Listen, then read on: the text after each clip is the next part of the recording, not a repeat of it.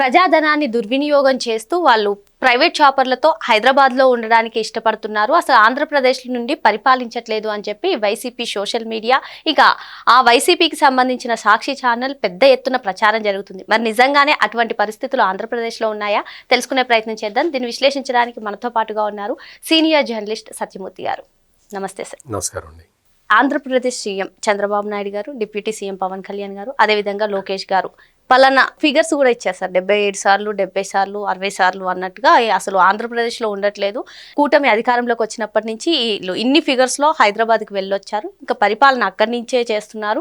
అధికారులు కూడా గుసగుసలు ఆడుకుంటున్నారు వీళ్ళు హైదరాబాద్కి వెళ్ళడం పట్ల అని చెప్పి పెద్ద ఎత్తున వైసీపీ సోషల్ మీడియాలో ప్రచారం జరుగుతుంది. ఇంకా సాక్షిలో కూడా పలు కథనాలు. ఏంటి నిజంగానే అటువంటి పరిస్థితులు ఆంధ్రప్రదేశ్లో ఉన్నాయా? మరి చంద్రబాబు నాయుడు గారు హైదరాబాద్లోనే ఉంటున్నారా? అమరావతి రాజధాని అంటున్నారా? అసలు ఆంధ్రప్రదేశ్లో ఉండట్లేదా? ఏం చెప్తారు? చిన్నప్పుడు స్కూల్లో పిల్లలు చాక్పీసు మొక్కల కోసం కొట్టుకున్నట్టు, లేదు పెన్సిల్ తోటి ఉల్కు ఆయన ఎరగొడితే నువ్వు నా పెన్సిల్ ఎరగొట్టావు అని చెప్పి ఆడి పెన్సిల్ ఎరగొట్టడం, ఇటువంటి చిన్న చిన్న ఆటలు ఉండేవి ఇదివరకు చిన్నప్పుడు స్కూల్లో చదువుకునే టైంలో. ఈ వైఎస్ఆర్ కాంగ్రెస్ పార్టీ వీళ్ళకి ఏంటి అంటే గతంలో ఏమేమి విమర్శలు వచ్చినాయో పక్కన పెట్టుకొని ఆ విమర్శల్ని మళ్ళీ అవే చేస్తూ ఉంటారు.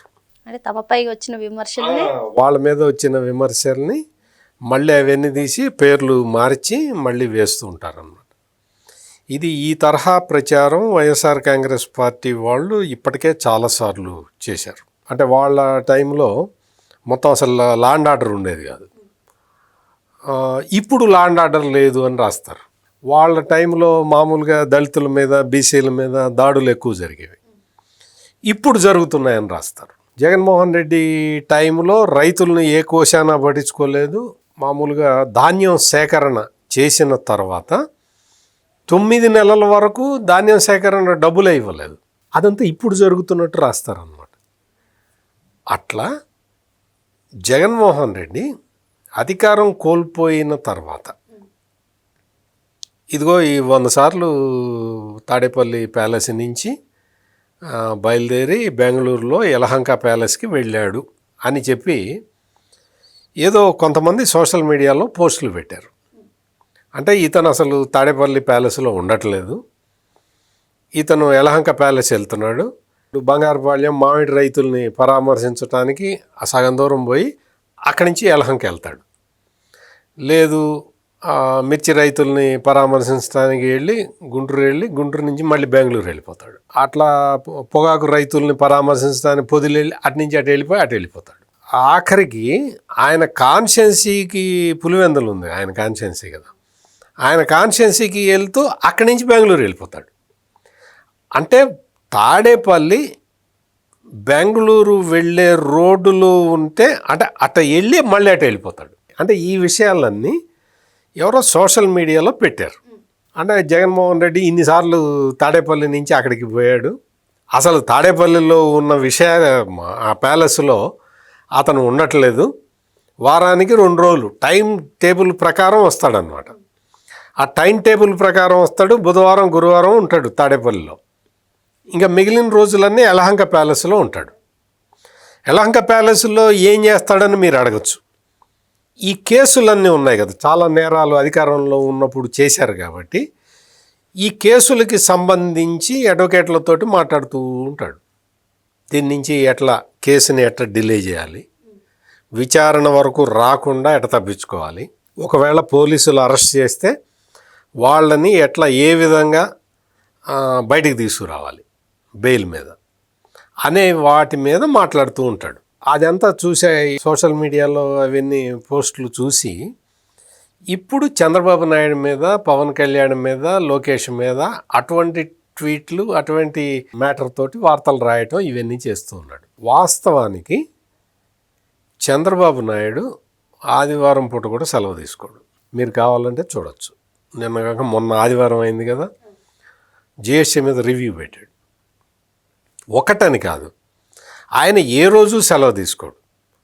ఆయన రోజు చంద్రబాబు నాయుడు రాజకీయాల్లోకి వచ్చిన దగ్గర నుంచి, ఇవాళ ఏదో ముఖ్యమంత్రిగా ఉన్నాడని కాదు, రాజకీయాల్లోకి వచ్చిన దగ్గర నుంచి తను ఎటు వెళ్తున్నాడు, ఎక్కడ ఉన్నాడు, ఎవరితోటి ఏమి మాట్లాడాడు అనేది పబ్లిక్కి చెప్తూ ఉంటాడు. అంటే ఒక సమాచారం ఆయన ప్రజలకి ఇస్తూ ఉంటాడు. నేను ఇదిగో ఈ రోజున బలానా చోట ఉన్నాను, నిన్న మొన్న సాటర్డే మాచర్ల వెళ్ళాడు, తర్వాత ఇక తాడేపల్లి, నిన్న మొన్న మాచర్ల వెళ్ళాడు, ఆ తర్వాత వైజాగ్ వెళ్ళాడు.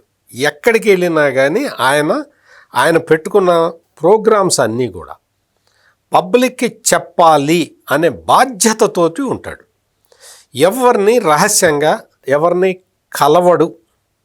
ఆయన్ని కలవాలి అంటే అఫీషియల్గా రికార్డు మెయింటైన్ చేస్తూ ఉంటారు. అంతేగాని దొంగచాటుగా చీకట్లో వెళ్ళి కలవటం అనేది చంద్రబాబు నాయుడు డిక్షనరీలో లేదు. ఆయన ముఖ్యమంత్రిగా ఉన్నప్పుడు అంతే, ముఖ్యమంత్రిగా లేనప్పుడు అంతే, ఎప్పుడైనా అంతే. ఏ రోజున కూడా అంటే ఆయన దావోస్ వెళ్ళినా మినిట్ టు మినిట్ ప్రోగ్రాము పబ్లిక్కి చెప్తూనే ఉంటారు. దానికి చాలామంది ఏమనుకుంటారంటే ఈ విధంగా చేస్తూ ఉంటే చంద్రబాబు నాయుడికి పబ్లిసిటీ పిచ్చి అని ప్రచారం చేశారు. అప్పుడు గతంలో రాజశేఖర్ రెడ్డి అదే ప్రచారం చేశాడు, ఈ రోజున ఆయన కొడుకు అయిన జగన్మోహన్ రెడ్డి అదే ప్రచారం చేస్తున్నాడు. పబ్లిసిటీ కాదు, పబ్లిక్కి అకౌంటబిలిటీ. ప్రజలకి నేను జవాబుదారీని, నేను ఎక్కడున్నాను, ఎవరితోటి మాట్లాడుతున్నాను అనే విషయాలు పబ్లిక్కి తెలియాలి అన్న ఒక ఆన్సరబిలిటీ తోటి చంద్రబాబు నాయుడు ఆ ప్రయోగం చేస్తూ ఉంటాడు. ఎక్కడికి వెళ్ళినా అదే చేస్తాడు. ఆయన మీకు మాచర్ల వెళ్ళినా అదే చేస్తాడు. ఏ ఊరికి వెళ్ళినా కానీ ఎవరితోటి మాట్లాడుతున్నాడు, ఏం మాట్లాడుతున్నాడు అనేది పబ్లిక్కి చెప్తాడు, పబ్లిక్కి తెలిసేలాగా చేస్తాడు. దట్ ఈస్ ఒక నాయకత్వ లక్షణం. జగన్మోహన్ రెడ్డి ఎక్కడున్నాడో, ఏం చేస్తున్నాడో, ఎవరిని కలుస్తున్నాడో చెప్పటానికి ఎవరైనా ఉన్నారా? ఎప్పుడన్నా చెప్తాడా?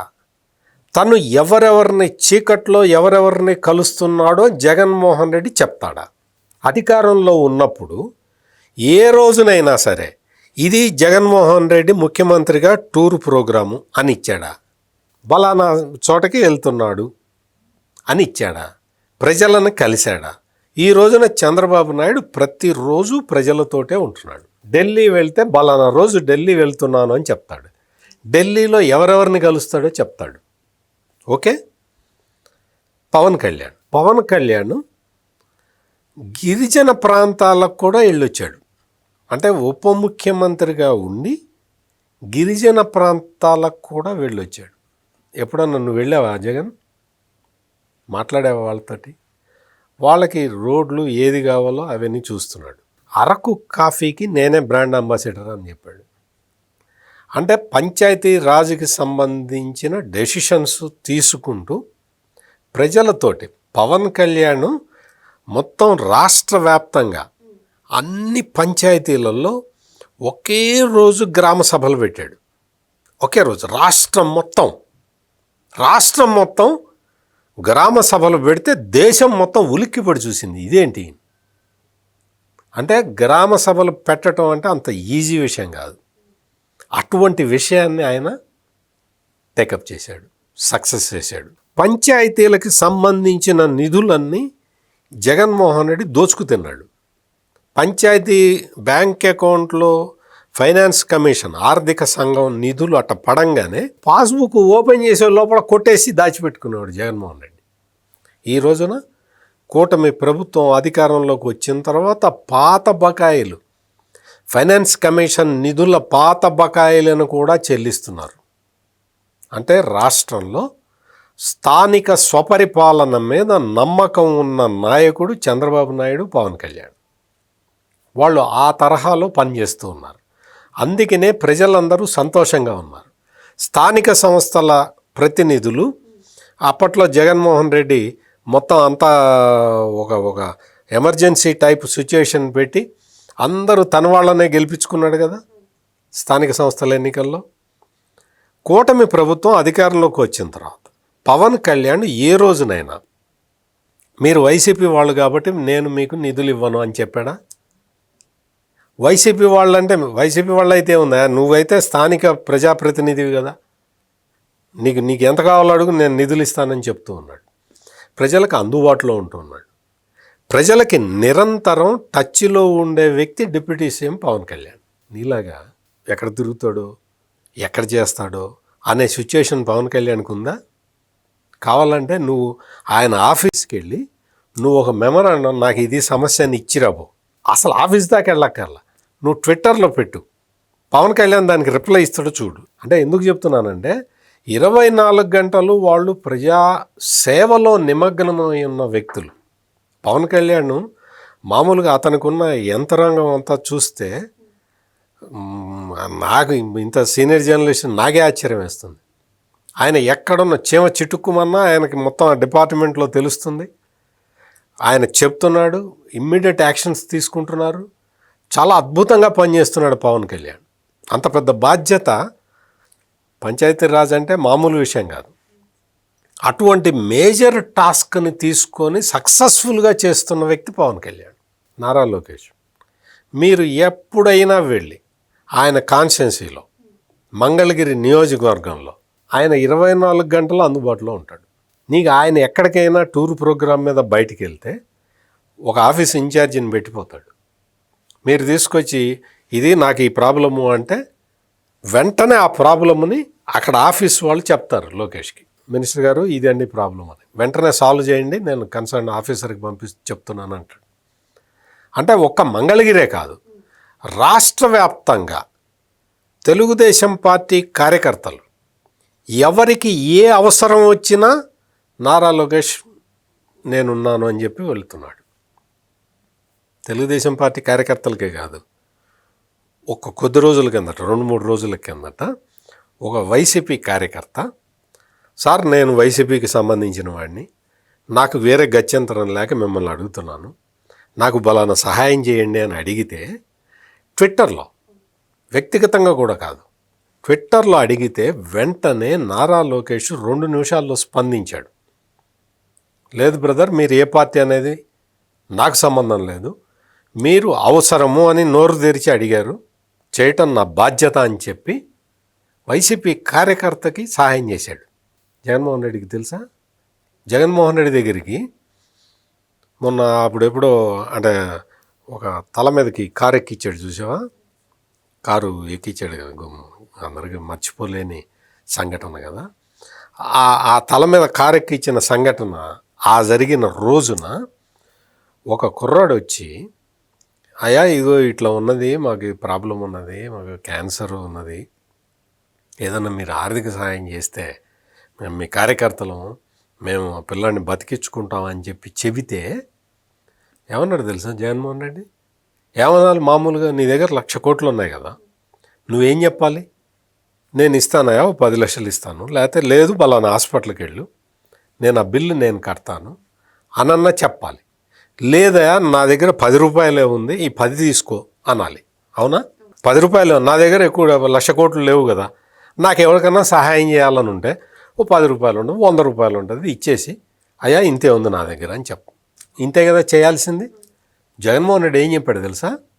ఇంకొక 4 ఏళ్ళు ఆగండి, మళ్ళీ మనం అధికారంలోకి వచ్చిన తర్వాత అవతల పిల్లాడికి క్యాన్సర్ అని అతను చెబుతూ ఉంటే 4 ఏళ్ళు ఆగాల? నువ్వు ఆ మనిషివా? నువ్వు 4 ఏళ్ళు ఆగటం ఏంటి? నువ్వేం చేయాలి? నువ్వు నీ డబ్బులు ఇవ్వాలి, అతను నీ పార్టీ కార్యకర్త కాబట్టి. లేదు, నీకు ఇన్కమింగ్ తప్ప అవుట్ గోయింగ్ ఉండదు, ఆ విషయం మొత్తం ప్రపంచం మొత్తం తెలుసు. ఓకే, నువ్వేం చేయాలి? అమ్మా నీ పేరేంటి, నీ ఊరేంటి, నీ ఇదేంటి, నీ ప్రాబ్లం ఏంటో చెప్పు నాకు అని నోట్ చేసుకొని ప్రభుత్వానికి ఒక లెటర్ రాస్తే, ఒకే ఒక్క లెటర్ రాసినా, లేకపోతే వాట్సాప్లో మెసేజ్ పెట్టినా, లేదు ట్విట్టర్లో బలానా వ్యక్తికి పిల్లాడికి క్యాన్సర్ ఉన్నది, వాళ్ళని మీరు కాపాడండి అని చెప్పినా కానీ వెంటనే ప్రభుత్వం మొత్తం ముఖ్యమంత్రి సహాయ నిధి నుంచి డబ్బులు రిలీజ్ చేసి వాళ్ళని కాపాడుతుంది. అంటే ఒక ఎమ్మెల్యే రికమెండ్ చేయాలి, ఒక ఎమ్మెల్యే రికమెండ్ చేస్తే పని అయిపోతుంది. ఆ పని కూడా చేయవా నువ్వు? ఆ పని కూడా చేయలే జగన్మోహన్ రెడ్డి. క్యాన్సర్తో ఉన్న పిల్లగాడు 4 సంవత్సరాలు ఆగాలిట, ఆ తర్వాత ఆయన గవర్నమెంట్లోకి వస్తాడుట, వచ్చిన తర్వాత వాళ్ళకి సహాయం చేస్తాడుట, అప్పటి వరకు ఆగాలిట. ఏం మనుషులు! ఇటువంటి మనుషులు వచ్చి చంద్రబాబు నాయుడు గురించి, పవన్ కళ్యాణ్ గురించి, నారా లోకేష్ గురించి మాట్లాడుతూ ఉంటే వాళ్ళు ఎక్కడ అందుబాటులో ఉండట్లేదుట. వాళ్ళ అందుబాటులో చూడు, ఒకసారి చూడు, వాళ్ళ ప్రోగ్రామ్స్ చూడు ఎక్కడ ఉన్నాయో. వాళ్ళు ఏ రోజున ఎక్కడ ఉంటారో, ఏ మీటింగ్లో ఉంటారో వాళ్ళు చెప్తున్నారు, నువ్వు చెప్తున్నావా? నువ్వు కేవలం ప్రచారం చేసుకోవడం, నువ్వు వాళ్ళ మీద చెడు ప్రచారం చేయటం, నీకు నువ్వు ఒక దేశోద్ధారకుడిలాగా నువ్వు పోజు కొట్టడం తప్ప నువ్వు చేసింది ఏమీ లేదు, నువ్వు చేయగలిగింది కూడా ఏమీ లేదు. వాళ్ళ ముగ్గురు మాత్రం అనునిత్యం ప్రజల కోసం కష్టపడుతూ ఉన్నారు. అందుకని ఈ విషయం ప్రజల మొత్తానికి తెలుసు, ఒక జగన్మోహన్ రెడ్డికి తప్ప.